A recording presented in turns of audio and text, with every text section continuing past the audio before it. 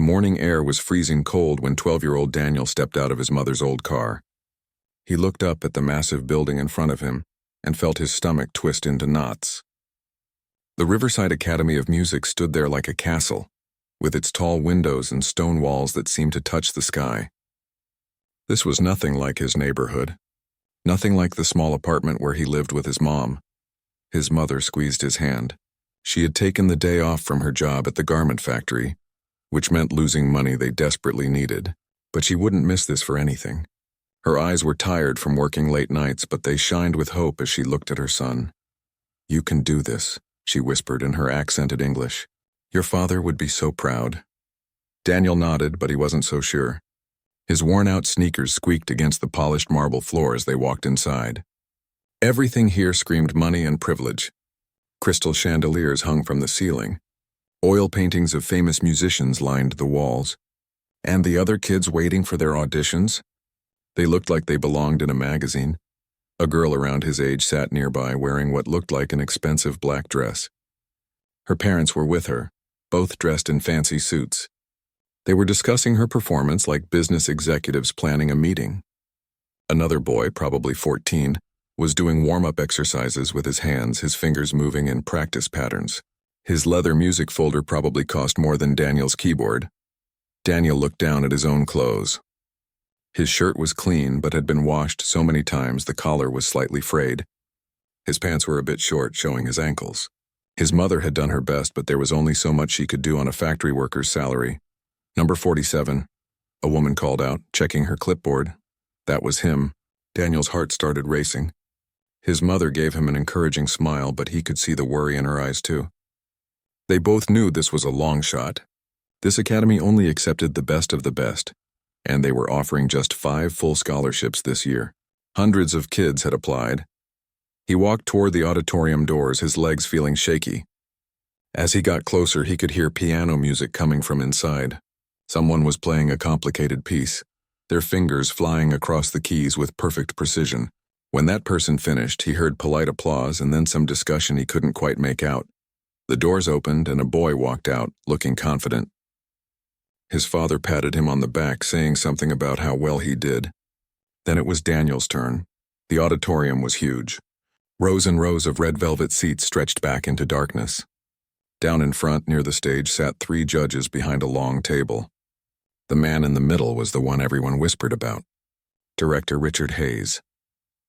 He was probably in his late 50s, with silver hair combed back perfectly and glasses that sat on the edge of his nose. His reputation was legendary. He had trained some of the greatest pianists in the country, and he was known for being tough. Really tough. Director Hayes didn't even look up when Daniel walked in. He was writing something in his notes, his pen scratching across the paper. The woman on his left gave Daniel a small smile, but it didn't help much. "Name?" Hayes asked, still not looking up. "Daniel Chen. What will you be playing?" "Chopin's Nocturne in E-flat major, sir." Now Hayes looked up. His eyebrows rose slightly and something like annoyance crossed his face. He glanced at the other judges, then back at Daniel. The way he looked at Daniel's clothes, his cheap sneakers, his nervous posture, it was clear what he was thinking. "This kid playing Chopin? That's quite an ambitious choice," Hayes said, and his tone made it clear he didn't mean it as a compliment. "How long have you been studying piano?" Daniel swallowed hard. "I taught myself, sir." A moment of silence fell over the room. The female judge looked surprised. The other man actually chuckled a little, though he tried to hide it.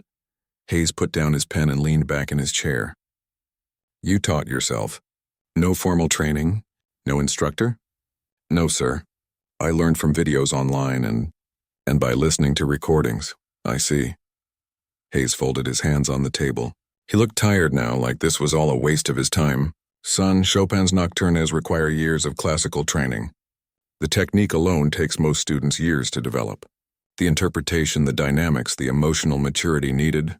I can play it, sir," Daniel said quietly. His voice was shaking, but he meant it. Hayes sighed. He'd probably heard this kind of confidence before, from kids who had no idea what they were getting into. Behind Daniel, he could hear whispered conversations. More parents and students had gathered near the back of the auditorium, waiting for their turns. He heard someone giggle. The director stood up from his chair. His face had that look adults get when they're about to teach a lesson about humility and knowing your place. He walked around the table and stood there, arms crossed. "Do you know what you're attempting here?" Hayes asked. "This institution has trained concert pianists who perform at Carnegie Hall. We have graduates playing with symphonies around the world. And you, with no training, think you can walk in here and play one of the most delicate, technically demanding pieces in the classical repertoire?" Daniel didn't answer. What could he say? Hayes shook his head slowly. Then he said something that would change everything. "I'll tell you what. If you can actually play that Chopin piece, if you can do it justice, I will kneel right here on this stage, right here in front of everyone." The room went completely quiet. The other judges looked shocked. Someone in the back whispered, "Did he really just say that?" The female judge tried to speak up. "Director Hayes, perhaps we should just let the boy play and—" But Hayes held up his hand to silence her. He was looking straight at Daniel now, and his message was clear.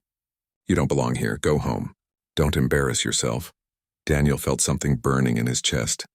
It wasn't anger exactly. It was something else, something that had been building inside him since his father died 5 years ago. Every night spent practicing on that cheap keyboard with its plastic keys. Every time other kids made fun of him for not having the right clothes or the right things. Every morning watching his mother leave for work before the sun came up, he walked to the piano. The grand piano on that stage was beautiful. Black and shining, so different from his little keyboard at home. He'd never played on a real piano before, never felt real keys under his fingers, never heard the full, rich sound that came from an actual instrument instead of electronic speakers. His hands were sweating as he sat down on the bench. He had to adjust it because it was set too high for him. Behind him, he could hear people talking quietly. Waiting to see him fail, Daniel closed his eyes. He thought about his father. About the videos his dad used to play on their old laptop, showing him the great pianists of history. His father's voice echoing in his memory. "Music isn't about being perfect, Daniel. It's about making people feel something real, something true." He took a deep breath, placed his fingers on the keys, and began to play. The first note rang out through the auditorium, clear and pure. Then the second. Then the third.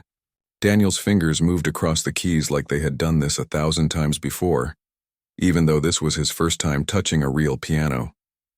Director Hayes froze where he stood. His expression changed from dismissive to confused in just seconds. He tilted his head slightly, like he couldn't believe what he was hearing. The other judges looked at each other with wide eyes. The woman actually leaned forward in her seat, her mouth slightly open. Behind them, the whispered conversation stopped. The giggling stopped. Everything stopped except for the music. Daniel played from memory. His eyes were closed and his whole body moved with the rhythm. This wasn't the stiff mechanical playing you sometimes hear from students who have memorized every note, but don't understand what they mean. This was different. This was real. The melody flowed from the piano like water, sometimes gentle and soft, sometimes stronger with more feeling. Each phrase seemed to tell its own little story. And yes, you could tell Daniel wasn't classically trained. His posture wasn't perfect. His hand position wasn't exactly textbook. Sometimes his fingers didn't stretch quite far enough for the wider chords and he had to adjust quickly. But none of that mattered, because what came out of that piano was something that couldn't be taught in any lesson. It was pure emotion. It was honest. It was the sound of a boy who had lost his father too young, who had watched his mother work herself to exhaustion, who had found comfort in music when nothing else made sense. In the audience, a mother who had been checking her phone put it away. She was listening now, really listening. Her son was supposed to audition next, and she had been thinking about what restaurant they would go to afterward. But now all she could think about was the music. Director Hayes slowly walked back to his seat. He sat down, but he never took his eyes off Daniel. His hands were gripped together tightly, and for the first time in years, he felt something he thought he'd lost. That feeling you get when you hear real talent. Not just technical skill, not just someone who can play all the right notes, but someone who has a gift. The piece moved into its more complicated middle section. This was where most students would struggle. The left hand and right hand have to do completely different things at the same time, creating two separate melodies that weave together. It requires years of practice to coordinate that kind of movement. Daniel's fingers stumbled a little. One note came out wrong, then another small mistake. Some people in the audience shifted in their seats. Was this where it would all fall apart? Was this where they'd see that Hayes had been right after all? But Daniel didn't stop. He didn't panic. He just kept playing, and somehow those little mistakes didn't ruin anything. They almost made it more beautiful in a way, because you could hear how hard he was trying, how much this meant to him, how much love he had for this music. His father used to tell him about Chopin, about how the composer was far from his home in Poland when he wrote many of his pieces, how he poured all his longing and sadness and beauty into the notes. Daniel understood that feeling. He knew what it was like to miss someone so much it hurt, to wish for something you couldn't have, to dream bigger than your circumstances. All of that came through in his playing. The female judge had tears in her eyes. She tried to wipe them away quietly, but the man sitting next to her noticed. He looked surprised, then he listened more carefully himself. And slowly his own expression began to change. In the back of the auditorium, the boy who had been doing warm-up exercises stopped moving his fingers.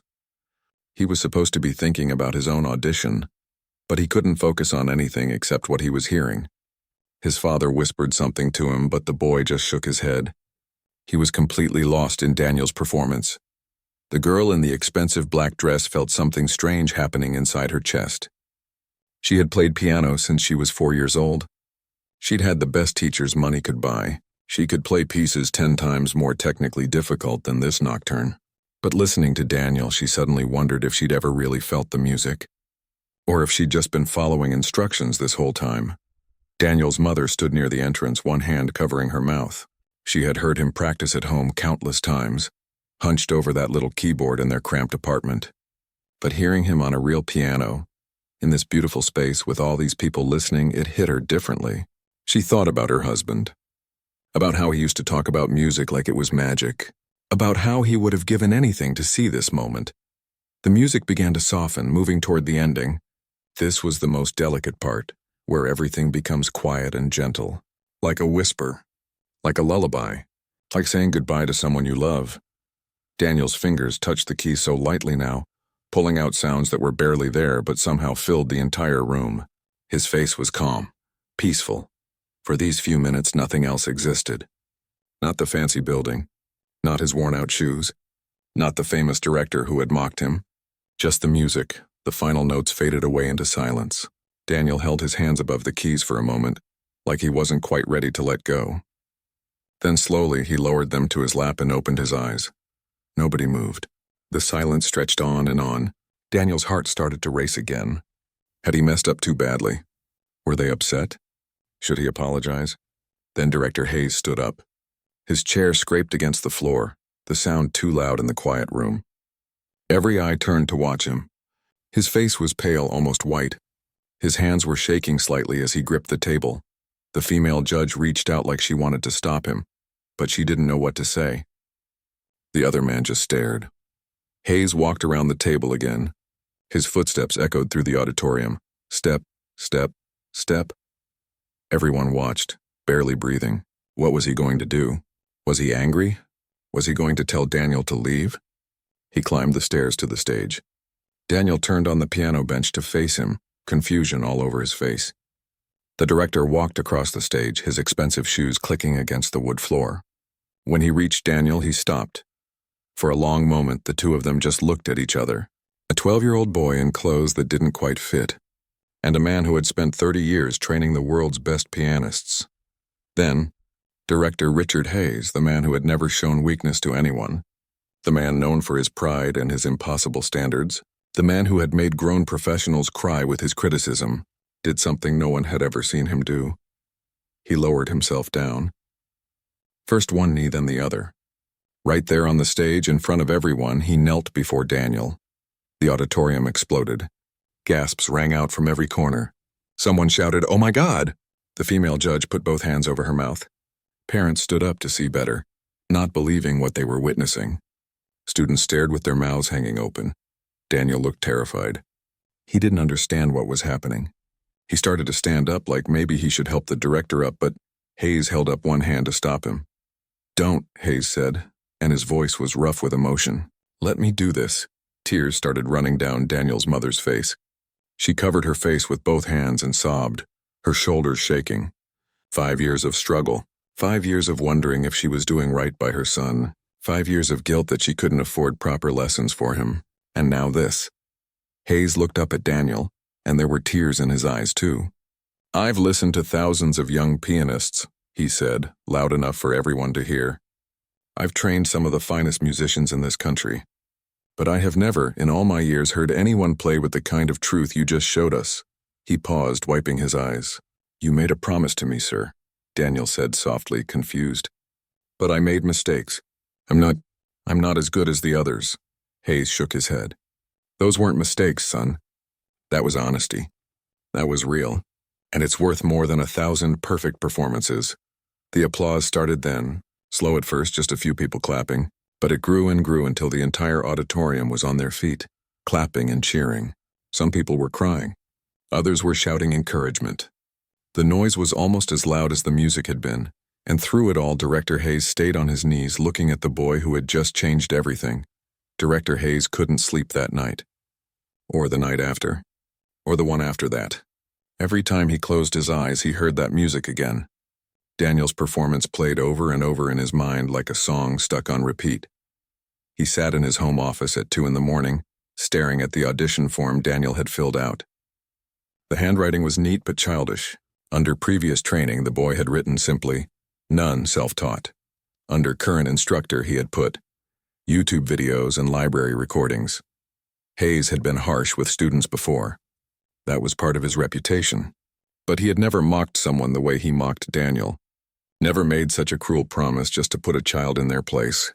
The memory of it made him feel sick. But what haunted him even more was the question that wouldn't go away. How? How could a 12-year-old boy with no formal training play like that? Where did that kind of feeling come from? He had to know. The next morning, Hayes cleared his schedule. He didn't tell anyone where he was going. He just got in his car and drove to the address listed on Daniel's application. The neighborhood was nothing like where Hayes lived. The buildings here were old, with chipped paint and rusty fire escapes. Laundry hung from windows. The sidewalks were cracked and uneven. He found the apartment building and stood outside for a moment, suddenly feeling out of place in his expensive coat and leather shoes. A group of kids played basketball in a small court nearby, their ball bouncing with a rhythm that echoed off the walls. They stopped and stared at him, this stranger who clearly didn't belong here. Hayes climbed the stairs to the 3rd floor. The hallway smelled like cooking, different foods mixing together. He heard television sounds from behind doors, people arguing, a baby crying somewhere. He found apartment 3C and knocked. Daniel's mother opened the door. Her eyes went wide when she recognized him. She was wearing a simple house dress, and her hands had small bandages on the fingers from her work at the factory. "Director Hayes," she said, her accent thick. "Please come in." The apartment was tiny. One main room served as living room, dining room, and kitchen all at once. Hayes could see 2 small bedrooms off to the side. Everything was old but spotlessly clean. There were no expensive decorations, but there were photos everywhere. Family photos, and in many of them, Hayes saw a man with a kind face holding a young Daniel. "That's my husband," Daniel's mother said softly, noticing where Hayes was looking. "Lynn. He passed away 5 years ago." "I'm so sorry," Hayes said, and he meant it. She offered him tea, which he accepted even though he didn't really want any.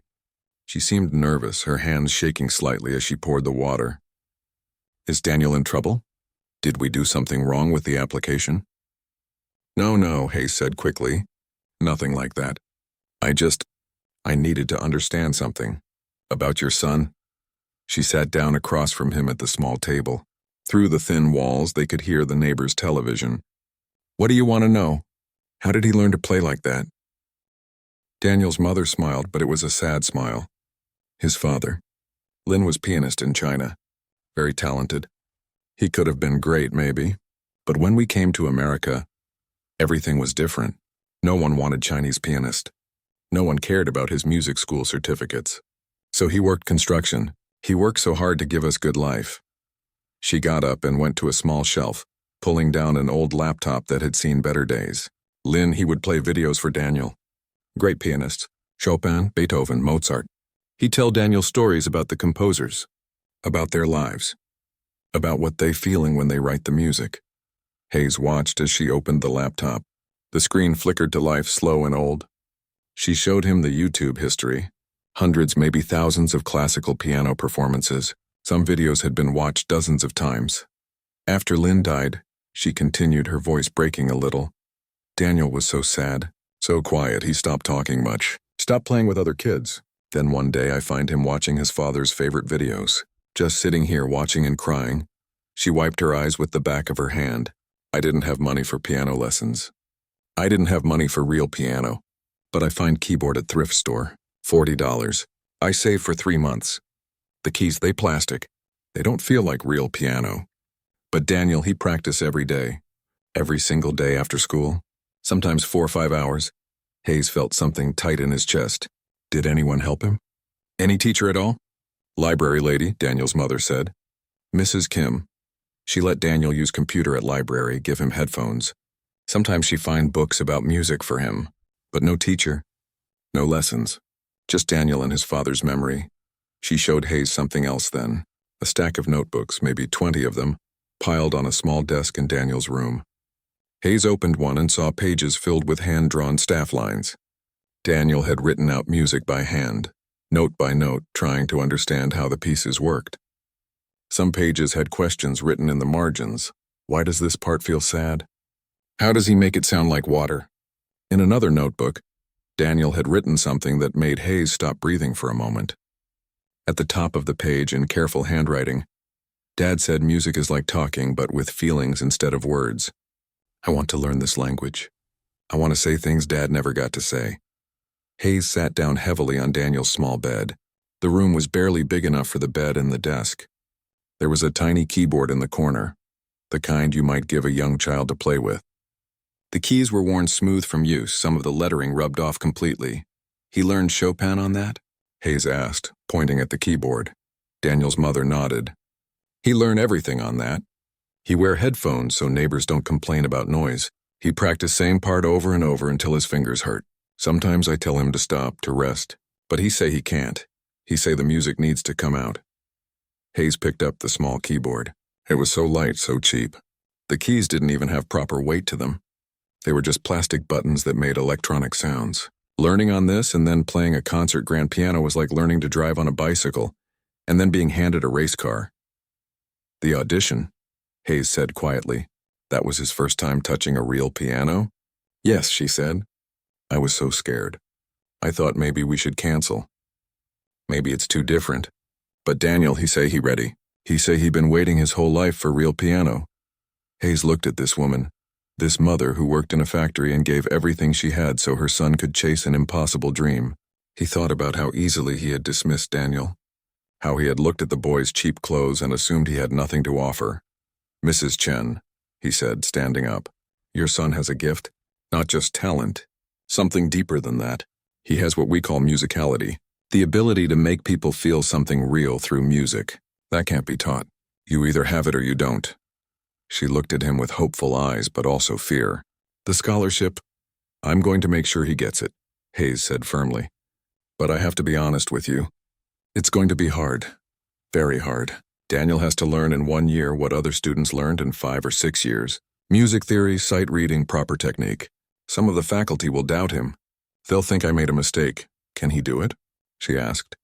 Hayes thought about that small keyboard in the corner, about those notebooks filled with hand-drawn staff lines, about a boy who taught himself Chopin from YouTube videos because he wanted to speak the language his father loved. I don't know, Hayes said honestly, but I've never met anyone who wanted it more. And sometimes that matters just as much as talent. He drove back to the academy with his mind racing. There would be a board meeting in 2 days. He had to convince 8 other people to give a full scholarship to a boy with no formal training. In an institution that prided itself on excellence and tradition, he was about to ask them to take the biggest risk they'd ever taken. That evening, Hayes started making calls. To old colleagues, to former students who had gone on to successful careers, to people who owed him favors. He explained what he'd heard, what he'd seen, what he believed was possible. Some people thought he was crazy. Richard, one old friend said, you're risking your reputation on a kid who can't even read music properly? Yes, Hayes said simply, because 30 years ago someone took a risk on me, and I think it's time I remembered what that felt like. He worked late into the night, preparing his presentation for the board. He knew the vice director, Patricia Morrison, would oppose him. She was all about maintaining standards, about not lowering the bar. She had voted against every unconventional admission in her 15 years at the academy, but Hayes had knelt on that stage. He had made himself vulnerable in front of everyone, and he wasn't going to back down now. The night before the board meeting, Daniel's mother called him. Her English was hard to understand through her tears, but he got the message. Daniel had heard from another student that some of the faculty were angry about his audition, that they thought he didn't belong. The boy was scared. He was talking about withdrawing his application. Hayes closed his eyes. "Mrs. Chen," he said, "please tell Daniel something for me. Tell him that real music isn't about playing perfectly. It's about playing truthfully. And he's the most truthful musician I've ever heard." The next morning, Hayes walked into that board meeting ready for war. He had his presentation prepared. He had his arguments lined up. He had testimonials from respected musicians who had watched the audition video, but most importantly, he had the memory of that music. And he was going to fight for it. Daniel's first day at Riverside Academy felt like stepping onto another planet. He walked through the hallways with his backpack, watching other students rush past him like they owned the place. Because in a way they did. Their families had paid for this. Their parents were doctors and lawyers and business owners. They belonged here. Daniel didn't. The scholarship had come through after Hayes spent 3 hours arguing with the board. It was close. Really close. 5 votes for 4 against. Vice Director Patricia Morrison had been the loudest voice against him, citing every rule and regulation that Daniel didn't meet. "We have standards for a reason," she'd said coldly. "Talent without foundation is just noise waiting to fall apart." But Hayes had won. Barely.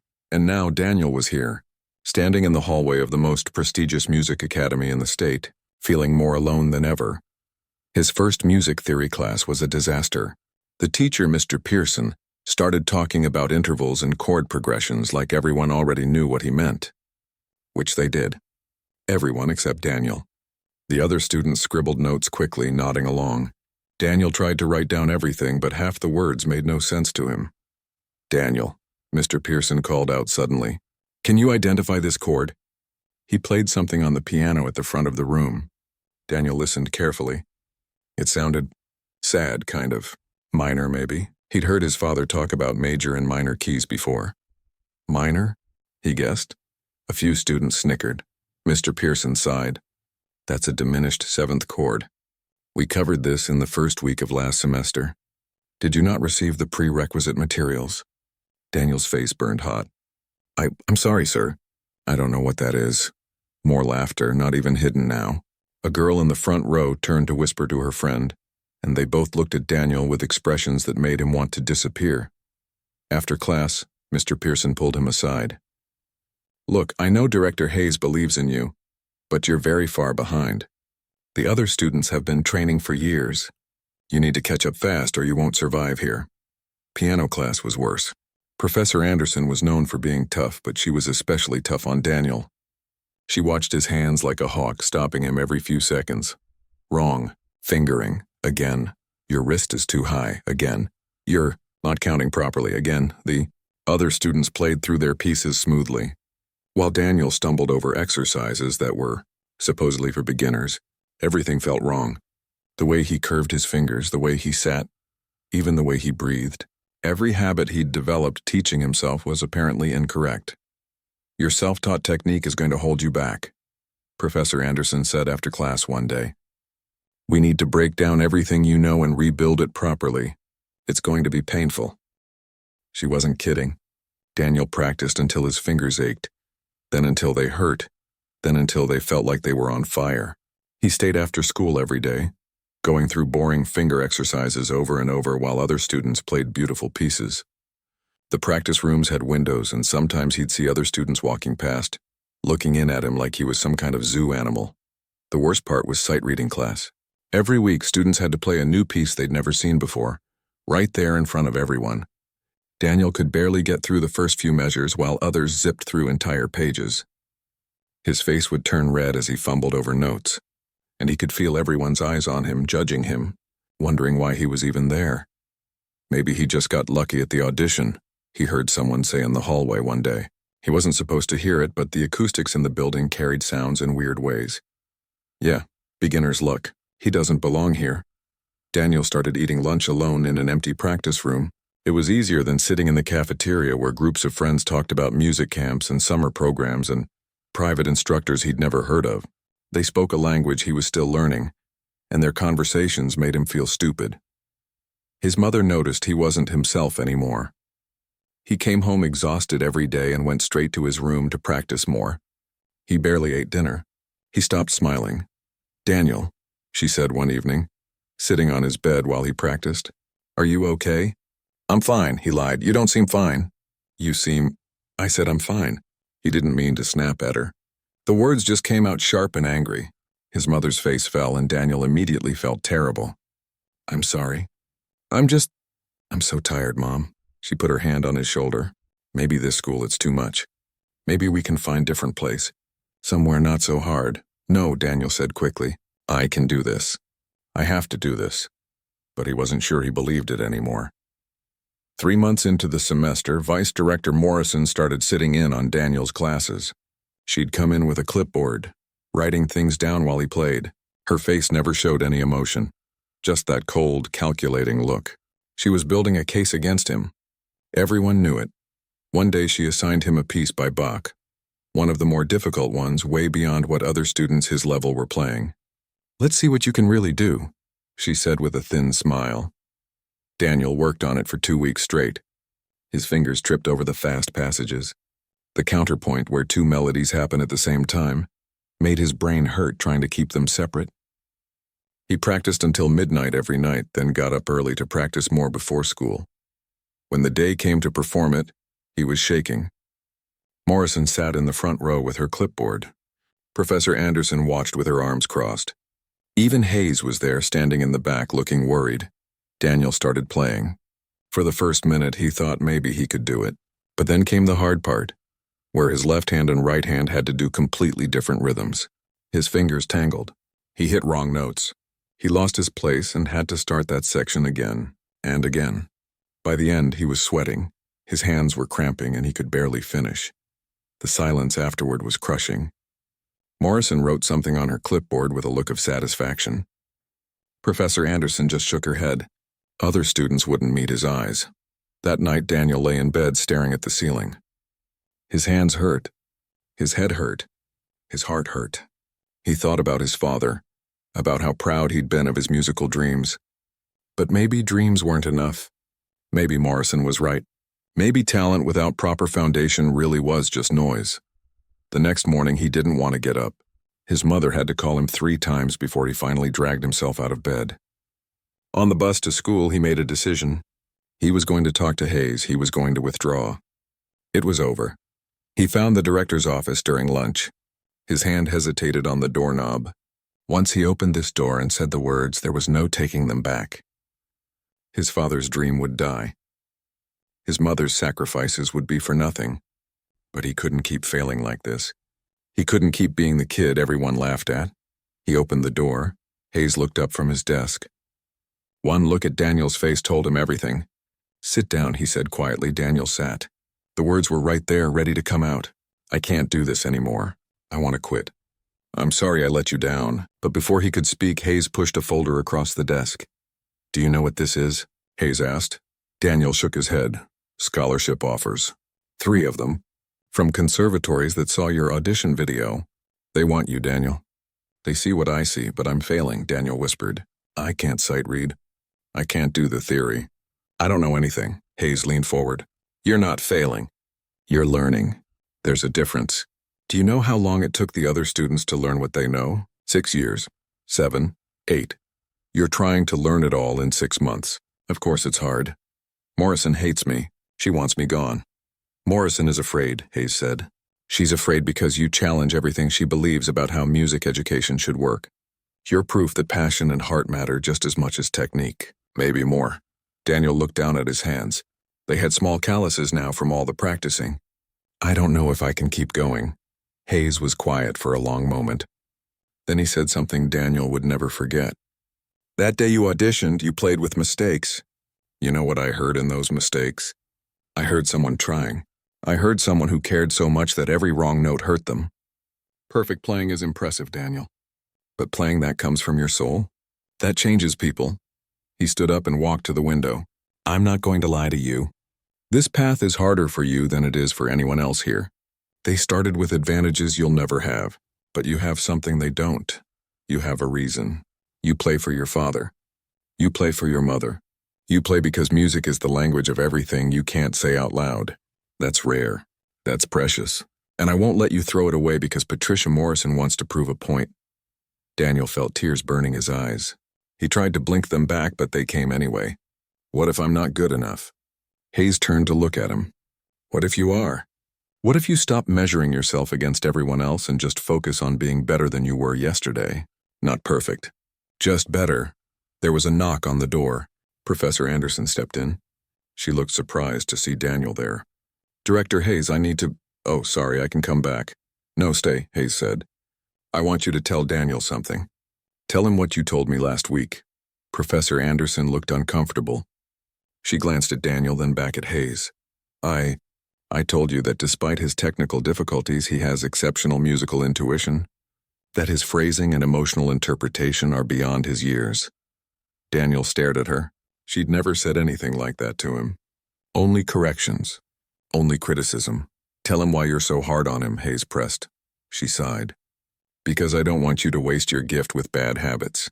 I'm hard on you because I believe you can handle it. I'm hard on you because you're worth the effort. Something shifted in Daniel's chest, not completely. He was still scared. Still exhausted, still way behind everyone else, but maybe, just maybe, he could keep going for one more day. And then one more after that. He wiped his eyes. Okay, he said quietly. I'll keep trying, Hayes smiled. That's all I ask. As Daniel left the office, he didn't feel fixed. He didn't feel confident, but he felt something. A tiny spark that hadn't quite gone out. And sometimes that's all you need to keep going. Spring arrived, and with it came the announcement that made everyone nervous. The annual showcase. It was the biggest event of the year at Riverside Academy, where students performed in front of music critics, wealthy donors, and representatives from conservatories across the country. For seniors, it could mean scholarship offers. For everyone else, it was a chance to prove themselves. Director Hayes called a special meeting to announce something different this year. Daniel sat in the back of the auditorium with the other students, trying to be invisible as always. This year's showcase will have a new format, Hayes announced. His voice echoed through the space. Each performer will choose a piece that means something personal to them. And before you play, you'll tell us why you chose it. The room erupted in whispers. This had never been done before. The showcase was always about technical mastery, about showing off the most difficult pieces possible. Now Hayes wanted them to talk about feelings. Vice Director Morrison stood up from her seat. Her face was tight with anger. Director Hayes, this is highly irregular. The showcase has a tradition going back 40 years. We can and we will, Hayes interrupted firmly. Music isn't just about hitting the right notes. It's about connection, about truth. And it's time we remembered that. Morrison's lips pressed into a thin line. She gathered her things and walked out, her heels clicking sharply against the floor. Several faculty members exchanged uncomfortable looks. Some seemed excited by the change. Others looked horrified. After the meeting, students clustered in groups debating what to play. Daniel heard them talking about strategy, about picking pieces that would impress while still fitting Hayes's strange new requirement. But Daniel already knew what he would play. He'd been working on something for months late at night when everyone else had gone home. Something nobody had heard yet. Something that scared him more than any Bach fugue or Chopin etude. He was going to play a piece he'd written himself. The weeks leading up to the showcase were intense. Daniel practiced his original composition over and over, changing little things, adjusting phrases. Sometimes it felt right. Other times he was convinced it was terrible and he should just play something safe instead. His mother noticed he was different now. Not withdrawn like before, but focused. Determined. One evening she found him at their small table, writing music in one of his notebooks. What are you working on? She asked. Something for Dad? Daniel said quietly. And for you. For everything you've done. She kissed the top of his head. Your father would be so proud. I wish he could see you now. Maybe he can, Daniel said. The night of the showcase arrived. The auditorium was packed with people in expensive clothes, jewelry that sparkled under the lights. Camera crews set up in the back to record everything. Daniel peeked out from backstage and felt his stomach drop. There were so many people. The performances started. One by one, students walked out and gave their little speeches before playing. Most of them were good, really good. A senior girl played Liszt and explained that she chose it because it challenged her technically. A boy played Rachmaninoff because his teacher told him it would impress the judges. Another girl played Debussy because she liked how it sounded. The performances were flawless. Perfect technique, perfect timing, perfect everything. The audience clapped politely after each one. But something was missing. Daniel could see it in people's faces. They were impressed but not moved. They were watching a demonstration, not experiencing something real. Morrison sat in the front row with her arms crossed, looking satisfied. Her expression seemed to say, "See? This is what happens when you try to make music about feelings instead of skill." Then it was Daniel's turn. His hands were sweating as he walked to the center of the stage. The lights were so bright he could barely see the audience. Someone coughed. Someone else whispered something he couldn't hear. He stepped up to the microphone. His heart was pounding so hard he thought everyone must be able to hear it. "My name is Daniel Chen," he began, and his voice cracked a little. He cleared his throat.